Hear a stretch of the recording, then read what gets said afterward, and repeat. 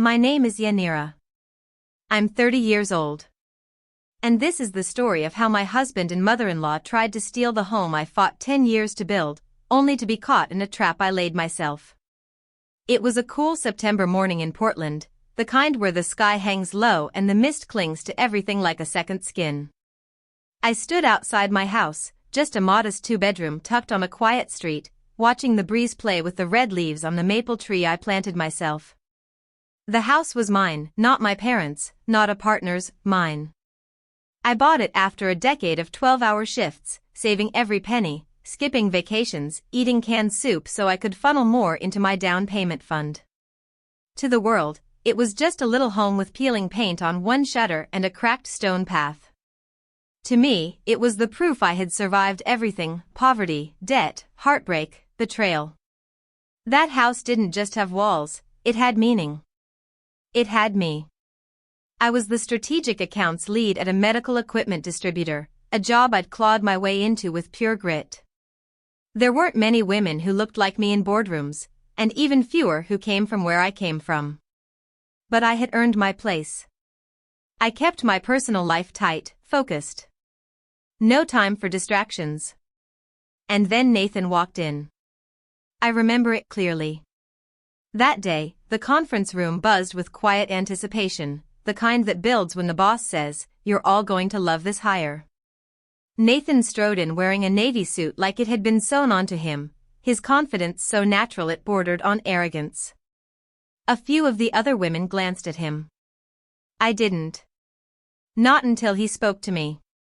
"Yanira," he said, reading my name off the meeting slide with a grin, "I've heard about you. They say you're the one who closes deals nobody else can touch." I just raised an eyebrow. They exaggerate. But Nathan didn't flinch. "Then I can't wait to learn from the best." He played it perfectly. 4 weeks after, he was persistent but never pushy. Kind, but never too familiar. And slowly, I started to let my guard down. He had a way of making me feel seen in a way I hadn't felt in years. When we worked late on projects, he brought my favorite snacks. When I missed lunch, there'd be a latte on my desk with a note, "Even heroes need fuel." I told myself I was being careful. But the truth was, I was falling. 3 months later, over wine by the river on a rainy Sunday, Nathan asked me to marry him. The ring wasn't big, but the way he looked at me made the world feel small, like he saw no one else but me. I said yes. Maybe I should have noticed the way he asked about my house. The way his mother, Miranda, asked where Grandma lived with such odd precision. But I brushed it off. Not everything is a conspiracy, I told myself. But it was. Miranda was a woman of soft smiles and hard eyes. The first time I met her, she scanned me like a barcode. Polite, cordial, but never warm. "Nathan says you're living in a quiet little house." "Must be nice," she said with an almost smile. "Is it in your family's name?" That night, my gut whispered something I didn't want to hear. Still, I kept the story up, said it was my grandmother's place, that I just lived there temporarily. It was stupid, I know. But something told me not to share the truth, that it was mine. Fully paid. No mortgage. No loans. Just mine. After the wedding, things changed. Fast. Nathan moved in. At first, he was still the same sweet, attentive man I fell in love with. But I started noticing things. He took phone calls outside. He left early, came home late. He hosted a party for close friends I'd never heard of. Strangers walked through my house like they were evaluating it. One night, I came home early. The porch light was on. The curtains slightly open. I stepped up quietly and froze. Nathan's voice. Low, serious. "I told you, Mom. We wait. The house isn't going anywhere." Her reply was sharp, annoyed. "Wait for what?" "The woman's in love, son. Get her to transfer it before she figures out anything. You want to lose this like the others?" Others? That word echoed in my mind like a shot fired in a closed room. I backed away before they saw me, heart pounding so hard it hurt. I didn't confront them. Not yet. That night, I laid in bed beside Nathan, staring at the ceiling, the weight of betrayal crushing my chest like a stone. The man I married, the man I trusted, was plotting against me with his mother, for my house. My home. My everything. But I didn't cry. I didn't scream. I planned. I watched. I listened. I smiled when he touched my hand, laughed when Miranda dropped by with paperwork templates to help my grandmother transfer ownership. Every lie I'd told them now shielded me. And behind their backs, I called the one person I knew I could trust with everything, my best friend, Sophia, now with the Portland police. I sent her the USB drive I found in Nathan's bag, filled with documents, files, photos of other women. And when she got back to me with his real name, Ethan Miles, and Miranda's record for fraud years ago, I didn't feel fear anymore. I felt power. This wasn't just a personal betrayal. It was a criminal operation. And now, they were about to be caught. The house they wanted so badly, it would be the very place their plan fell apart. And I would be the one holding the trapdoor open. I woke up the next morning with a clarity I hadn't felt in months.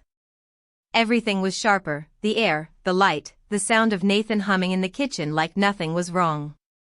I watched him move, flipping pancakes, the picture of a loving husband. And yet every gesture now seemed like a performance, rehearsed, rehearsed, rehearsed. I smiled at him, too. Just like he expected me to. Because the trap I was setting? It needed to look like trust.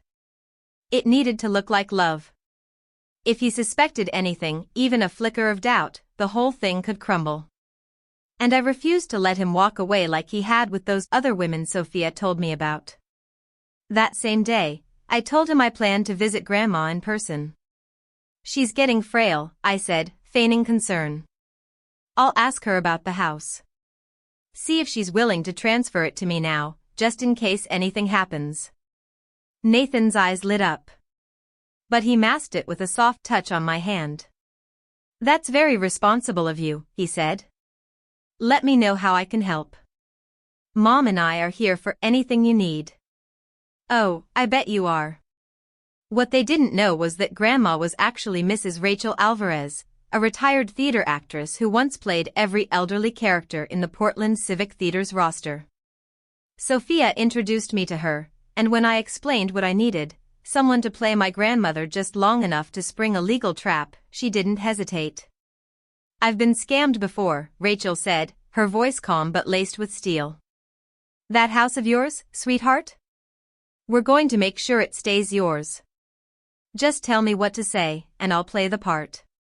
We found a small rental house on the outskirts of Portland and spent the week transforming it into Grandma's. We hung fake family photos, placed vintage pills and knitting yarn on the table, and even installed a creaky old cot in the bedroom with a framed photo of me beside it. By Sunday, it was perfect. Meanwhile, Nathan and Miranda were pushing faster than ever. They called me constantly. Did you talk to her yet? Don't let the old lady overthink it. We've got a notary friend ready to help, it'll be quick and clean. I played dumb. Let's meet her together, I offered sweetly. She'll feel more at ease if I introduce you as my husband. They bought it. Hook, line, and sinker. The night before our grandmother visit, I sat in the living room beside Nathan as he scrolled through his phone, oblivious. I studied his face in the warm lamplight, the same face I used to trust. The one I let get close enough to see my vulnerability, my dreams, my quiet joys. And now I knew it had all been an act. My skin crawled, but I held it in. He kissed my forehead before bed. Tomorrow's a big day. Yes, I thought. It really is. The next morning, we drove together to the house. Miranda sat in the back seat, holding a manila folder in her lap like it was the Holy Grail. Nathan drove with one hand on the wheel, the other resting on my knee. He was humming some old jazz tune like he had not a care in the world. That's what scared me most, how calm they were, how practiced. They'd done this before. But this time, they were playing on my stage. When we arrived, Mrs. Rachel was already in character, curled up on the floral couch, knitting something half-finished. She looked up as we entered, her voice weak but warm. "Yani. You came, my little flower." I stepped forward and kissed her on the cheek. "Of course, Grandma." Nathan stepped forward and extended his hand. "It's so nice to meet you, ma'am." Miranda followed. "Yes, we've heard so much about you. We just want to help you take care of things." Mrs. Rachel blinked slowly, her head cocked. "Take care of what?" Nathan laughed, nervous but rehearsed. "Just some paperwork, nothing serious. To make sure the house is secured for Yanira." Miranda added, "We brought a notary. Don, he's very discreet. We'll have everything signed before lunch." Don was waiting outside. A sweaty, twitchy man with the kind of face you forget immediately. The kind of notary you only call when you don't want questions. He came in, setting his briefcase on the table and pulling out a stack of documents. "It'll just take a minute, ma'am. Just need a few signatures right here." Mrs. Rachel adjusted her glasses and looked over the paperwork with exaggerated confusion. "So many words, my eyes aren't what they used to be." Nathan leaned in. "It's all standard, Grandma. Just signing the house over to Yanira, that's all." Rachel looked at me. "You want me to sign this?" Before I could answer, the door to the back room opened. And Sophia walked out. She wasn't alone. Behind her were two plainclothes officers, the real notary, Mr. Mason, a seasoned, no-nonsense man with a badge in his shirt pocket, and a third woman holding a camera. Everything froze. Nathan stood up, the smile gone. "What's going on here?" Sophia stepped forward, showing her badge. "We've received credible information about an attempted real estate fraud scheme. All parties involved are advised to remain calm and cooperate fully." Miranda stood like someone had doused her in ice water. "This is absurd. This is a family matter." "No," I said softly.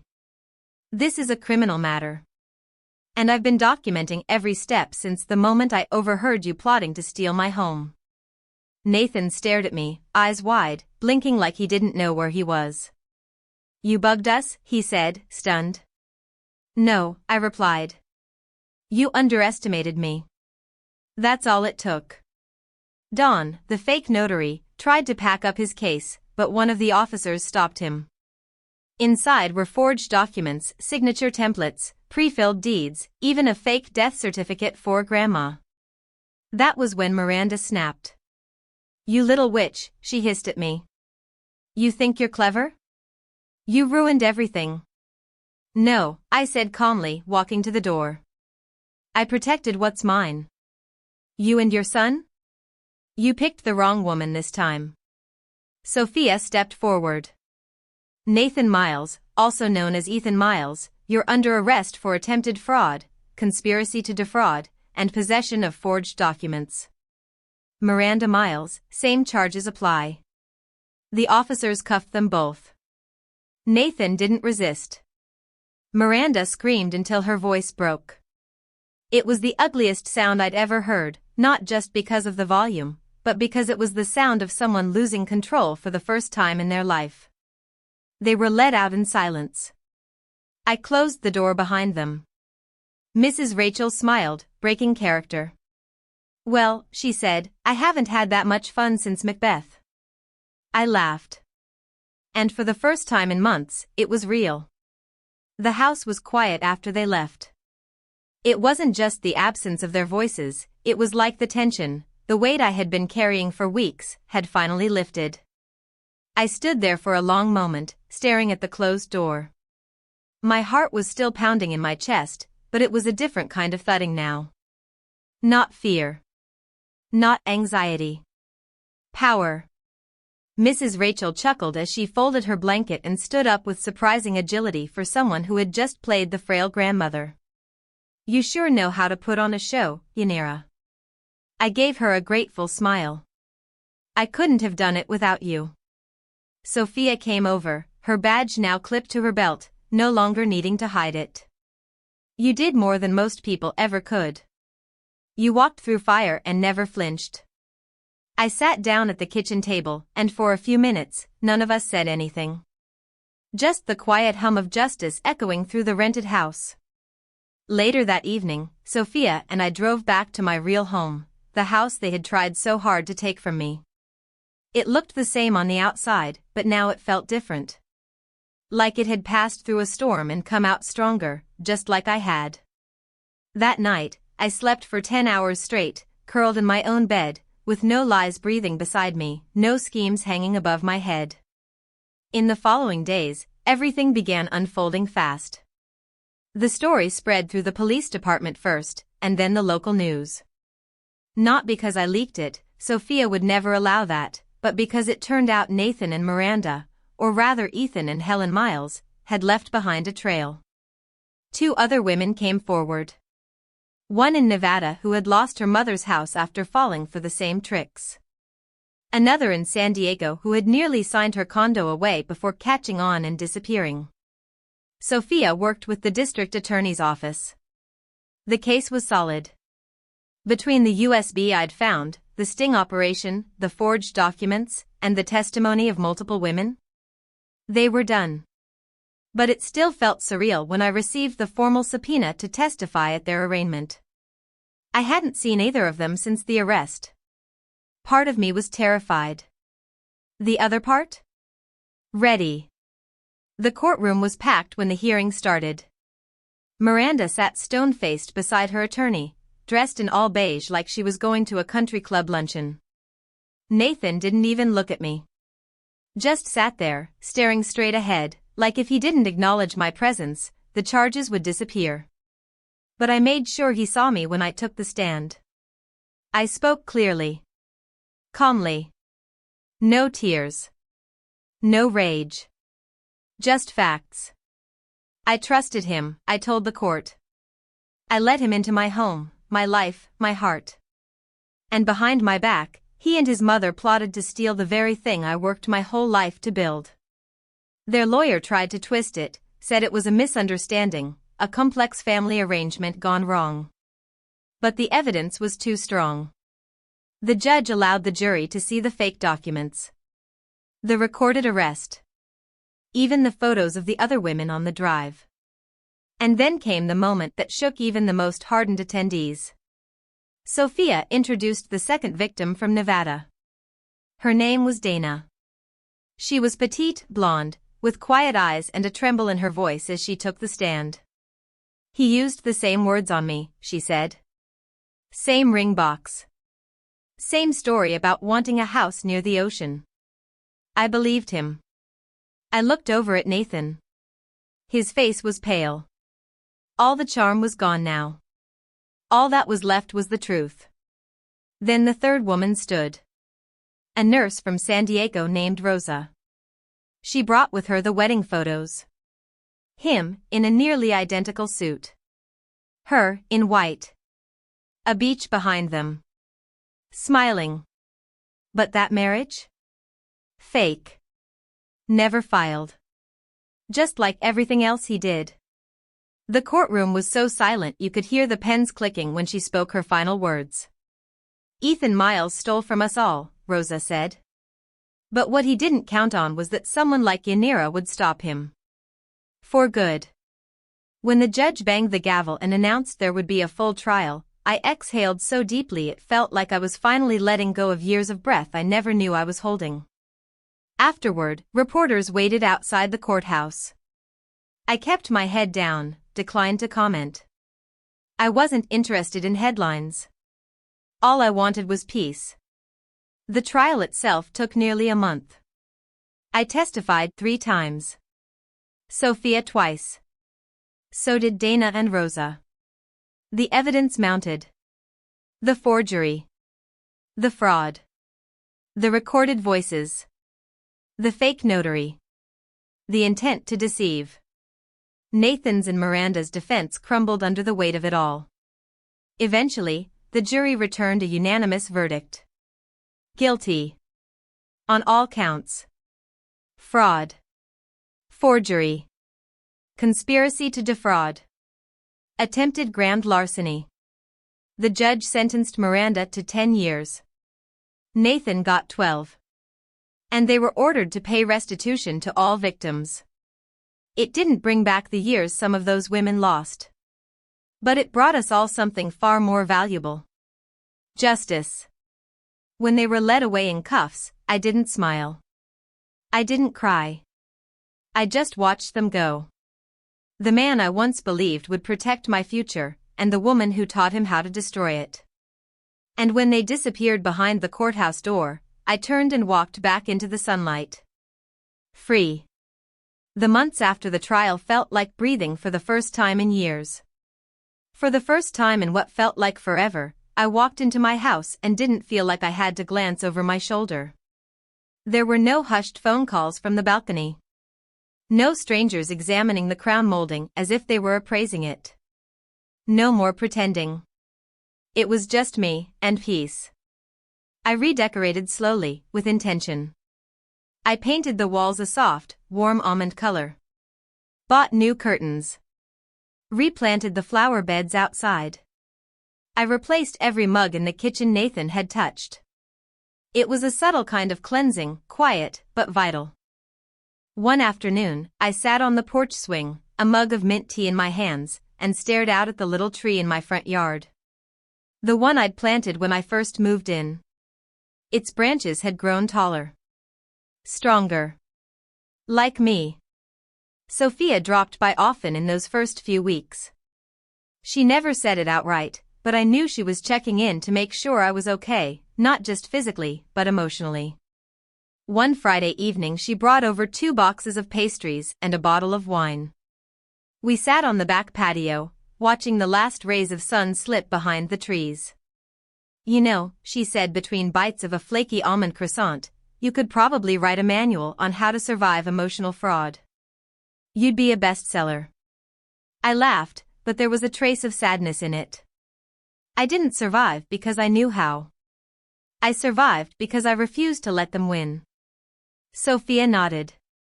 Still, most people don't have your strength. Or the instincts. I almost ignored them, I admitted. I wanted to believe in love so badly I almost let myself get played. That's what makes you dangerous now, she said. You know how to spot the game. You know how to fight back.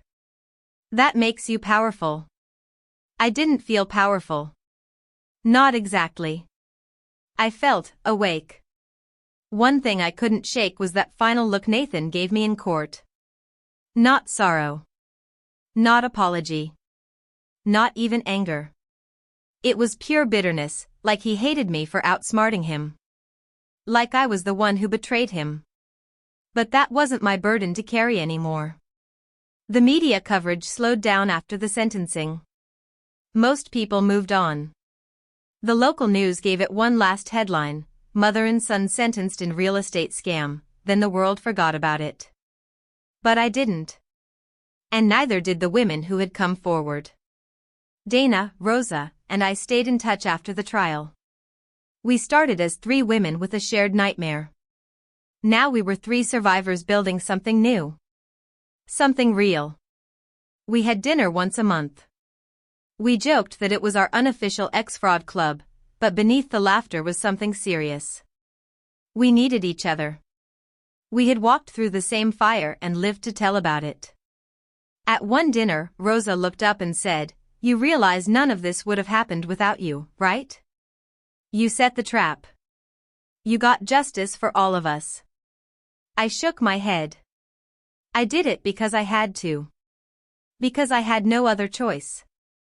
No, Dana said, her voice firm. You had a choice. And you chose to fight. That stuck with me. Around that time, I began volunteering with a local women's organization. They offered legal workshops, support groups, and emergency resources for women escaping toxic relationships or financial abuse. At first, I just listened. Quiet. Observant. But eventually, I started sharing my story. Not all of it. Not the courtroom details. Not the USB drive or the fake grandmother. But the parts that mattered. How I trusted the wrong person. How I stayed quiet too long. And how I finally stood up, even when I was terrified. Every time I spoke, I saw it in someone's eyes, that flicker of hope. That flicker that said, maybe I can fight too. One day, after a support group meeting, a young woman came up to me in tears. Her name was Lily. She'd been isolated by her boyfriend for 3 years. He controlled her money, tracked her phone, and convinced her she couldn't survive on her own.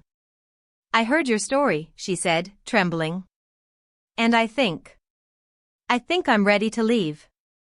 I hugged her. Tight. And I realized that what Nathan and Miranda tried to steal from me wasn't just property. It was my voice. My power. My place in the world. But I had taken it back, and now, I was helping others do the same.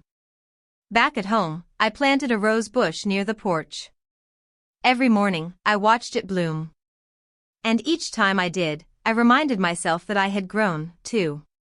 From the ashes of betrayal, from the silence of manipulation, I had bloomed into something resilient. That winter, I received a letter from the Department of Corrections. It was part of the Victim Compensation Program. A check was enclosed, restitution from Nathan and Miranda's assets. It wasn't much. Not compared to what they tried to take. But I didn't cash it. I framed it. I hung it by the front door. A reminder that justice, however delayed, had a price. And they were finally the ones paying it. The check by the door became more than just a symbol of victory, it became a conversation starter. People who visited would pause, tilt their heads, and ask, "What's this?" And I would smile, just a little, and say, "That's proof that the truth always finds its way to the surface. Even when people think it never will." Most nodded, not pressing further. But those who had their own stories. They understood. Their eyes softened. Sometimes they'd tell me about their own betrayals, an ex-husband who drained their savings, a family member who manipulated their trust. The check, in its quiet way, gave others permission to talk. To release. To heal. I had no idea how many people carried wounds like mine. One day, I got a call from a journalist named Aisha Mendoza. She wrote for a national magazine that focused on women's rights, justice, and empowerment. She'd gotten wind of the story from court records and background sources, but she wanted the human side. The full arc, from heartbreak to justice. "I know it's personal," she said over the phone. "But if you're willing, I think it could help people." At first, I hesitated. Telling your story in court is one thing. But putting it out into the world, with your name, your photo, your truth, that's something else entirely. "What would you call it?" I asked. She was quiet for a moment, then said, "The house I refused to lose." I exhaled slowly. It felt right. We met for coffee downtown the following week. She was sharp, respectful, and most importantly, patient. I told her everything. Well, almost everything. I left out names that didn't need to be shared. I kept the story focused on the journey, not the people who tried to destroy me. When the article was published 3 weeks later, it spread faster than I expected. Women from all over the country began reaching out to me. Some just sent short messages, "Thank you. You gave me hope." Others told me their full stories. One woman in Florida had just escaped a marriage eerily similar to mine. Another in New Jersey had recently discovered her partner had forged her signature on a second mortgage. They all said the same thing: I thought I was alone. I wasn't just healing anymore. I was part of something bigger. The following month, the non-profit I'd been volunteering with asked me to speak at their annual gala. Me, on stage, with a microphone, in front of hundreds of people. I nearly said no. But then I thought of Lily. Of Rosa. Of Dana. Of the woman I used to be. So I said yes. The night of the event, I wore a simple black dress and stepped up to the podium with my hands shaking. The room fell silent. All eyes on me. My name is Yanira, I began, and I once believed that love would protect me. That if someone looked me in the eye and promised forever, it had to mean something. I paused, scanning the room. Faces of all ages. Strangers. Survivors. But the truth is, sometimes, love is a disguise. And sometimes, protection has to come from yourself. I told them about the house. The lies. The plan. The sting operation. I told them about the women who had been hurt before me. And I told them about what it meant to take your power back, quietly, deliberately, and with no apology. By the end, people were standing. Clapping. Some were crying. That night changed something in me. I stopped seeing myself as someone who narrowly avoided disaster, and started seeing myself as someone who built a wall so strong, no one could ever knock it down again. Weeks later, I was invited to join the nonprofit's board. I accepted. It wasn't about recognition. It was about purpose. If I could stop just one woman from falling into a trap like mine, it would all be worth it. Still, I had bad days. Memories crept in like shadows sometimes, nights when I'd wake up panicked, remembering Nathan's hand on my shoulder, his voice whispering empty sweetness into my ear. But I'd sit up, breathe, look around my room, and remind myself, this is my house. I am safe. One rainy Thursday, as I sorted mail by the kitchen counter, I found an envelope with no return address. Inside was a folded letter. No name. No signature. Just this. I was wrong about you. I thought you were soft. Easy. But you were fire. Now I burn. My hands trembled. I stared at the words for a long time, reading them over and over. Nathan. It had to be. He was in prison. But that didn't mean he couldn't write. I showed Sophia. She wasn't surprised. We'll trace the source, she said. But honestly, that's not a threat, it's a confession. She was right. It wasn't a warning. It was an admission of defeat. He'd lost. I'd won. And he knew it. Still, Sophia filed it. Just in case. That evening, I burned the letter in my backyard fire pit. I watched the flames eat away at the paper until there was nothing left but ash. Then I went back inside, locked the door, made a cup of tea, and read a novel until I fell asleep. My life wasn't defined by what Nathan and Miranda had done. It was defined by what I did next. And I had already begun writing the next chapter. Spring arrived quietly that year. Portland bloomed in soft pinks and greens, as if the whole city had collectively exhaled after a long, hard winter. I had changed by then.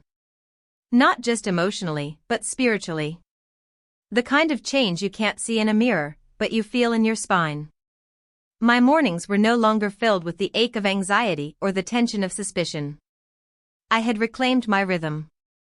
Every Sunday, I took a walk through the neighborhood. I nodded to Mr. Harlan, who always watered his lawn too early. I waved to the twins on their tricycles, racing down the sidewalk like miniature daredevils. The world had returned to normal, except now, I was different in it. But even in peace, memories have a way of echoing. One morning I stopped by the community co-op grocery store. As I picked through a bin of fresh strawberries, I caught a scent, cologne. Not just any cologne. Nathan's. That sharp, polished cedarwood he always wore, the kind that lingered too long. I turned sharply. It wasn't him. Just a man with a similar style and a crooked smile. But my heart didn't know the difference. It raced. My palms went cold. I left my basket and walked straight out the door, only breathing again when I got into my car. That's how trauma works. It waits, quiet, until something ordinary opens the door and lets it in again. That night, I journaled like I hadn't done in months. I wrote everything. How I still sometimes expected to hear his key in the door. How Miranda's voice still echoed in my mind saying, "Take advantage while she's alive." How trust now felt like an expensive currency I only gave in small change. And then, at the bottom of the page, I wrote something I didn't expect. I forgive myself. Not them. Never them. But me, for believing, for hoping, for letting someone inside without a map or a manual. That was the first time I felt true release. 2 weeks later, I was invited to give a talk at a local college. The Women in Law and Justice Club wanted to hear from someone who'd navigated the system from the inside out. When I walked into the classroom, I expected polite nods and maybe a few half-interested stares. But every seat was filled. And they were waiting. Listening. Ready. I told them the story. I didn't spare the ugly parts. And when I finished, a young woman in the front row raised her hand. "How did you know when it was time to stop loving him?" she asked. The room went still. I thought for a moment. "I didn't stop all at once," I said slowly. "Love like that, it's sticky. It clings even after you know the truth. But when I realized I had to choose between saving him or saving myself, that's when I let go." Another student asked, "What's your biggest takeaway from all this?" I looked around, took a deep breath, and said, "That love without respect is manipulation. That silence is a weapon in the hands of the wrong person. And that the only way to win is to stop playing their game, and start writing your own rules." They stood. Applauded. I blinked back tears. I wasn't just surviving anymore. I was becoming something new. That spring, I started a podcast with Sophia. It was her idea. "People need these stories," she said. "Not just in courtrooms, but in kitchens and cars and earbuds on late-night walks." We called it The Second Door, because when someone tries to shut you out of your life, your dreams, your home, you find the second door and build a future from there. In our first season, we talked to survivors of betrayal, financial abuse, manipulation, and fraud. Not every story ended in court. Not every villain went to prison. But every voice mattered. And people listened. Thousands. Then tens of thousands. Emails poured in. People who said, "I thought I was crazy until I heard this." Women who finally left. Men who recognized signs in their partners. Even adult children who finally understood what had happened to their mothers. One woman sent a photo, her standing in front of her newly leased apartment, a single suitcase in one hand, the other flipping off the luxury house behind her. The caption said, "I packed, I left, and I lived. Because of your story." I printed it and pinned it to the corkboard above my desk. Because every time I saw it, I remembered. The trap they set was real. But so was the one I built for them. And in the ruins of what they tried to take, I found not just strength, but purpose. A year after the trial, I hosted a small gathering at my house. Just 20 people, friends, coworkers, survivors, and neighbors. Nothing fancy. No speeches. Just good food, laughter, soft jazz drifting from a speaker on the kitchen counter. The kind of night that feels like healing without needing to say the word. Sophia arrived last, late as always, with a bottle of aged red and a lopsided cake that said "Home equals power" in piped frosting. "You didn't," I said, laughing. "I did," she grinned. "Because you finally took back what was yours." As the sun dipped behind the trees and the porch lights buzzed to life, I looked around and realized something I hadn't been ready to accept before.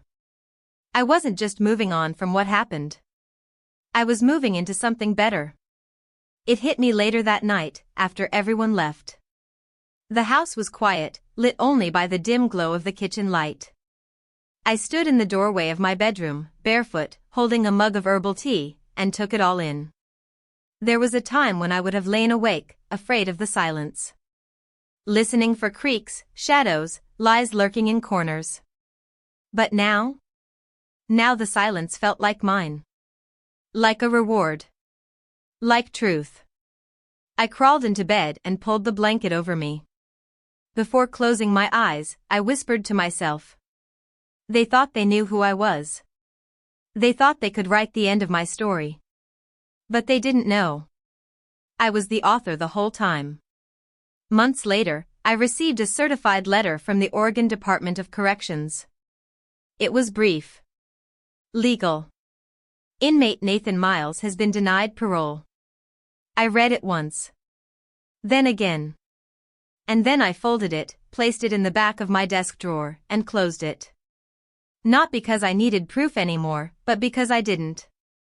I had already won. A few weeks later, I drove out to a rural area in Willamette Valley to visit Mrs. Rachel, the woman who'd played grandma and helped set the entire trap in motion. She lived in a small, ivy-wrapped cottage surrounded by lavender and apple trees. We sat in her garden, sipping tea, the sun warm on our faces. "You really did it," she said, gently rocking in her chair. "You took your pain and made a blueprint." I smiled. "I think of that day often." "Of course you do," she nodded. "But don't let it define you. Let it shape you." That night, on my drive home, I passed the courthouse. I didn't mean to, it just happened. But I slowed down, looked up at the columns and the cold stone steps, and didn't feel dread anymore. I felt gratitude. Not for what happened, but for who I became in spite of it. The podcast grew. Our small team became a movement. The second door was picked up by a major platform, and we received funding to create a mini-series on hidden financial abuse in marriages.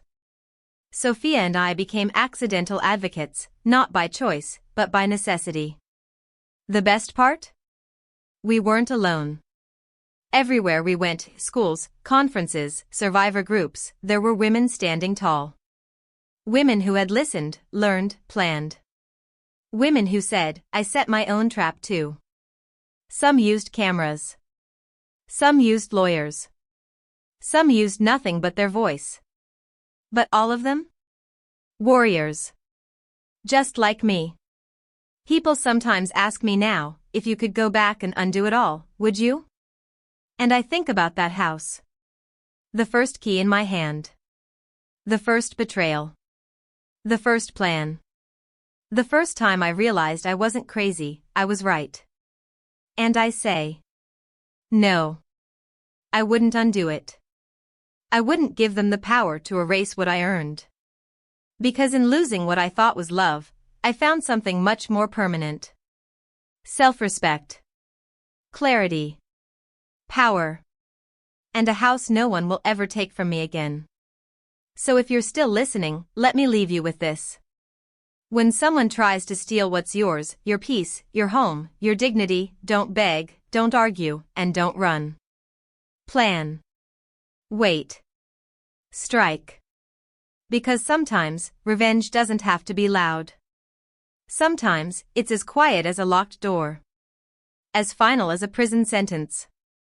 And as beautiful as a woman standing in the house she paid for, alone, proud, and completely free. Thanks for watching Revenge Echoes, where stories speak louder than revenge. If my story moved you, share it. Leave a comment. Tell us what you've overcome. And don't forget to subscribe for more powerful, emotional, and true-to-life stories. You never know, your truth could be next.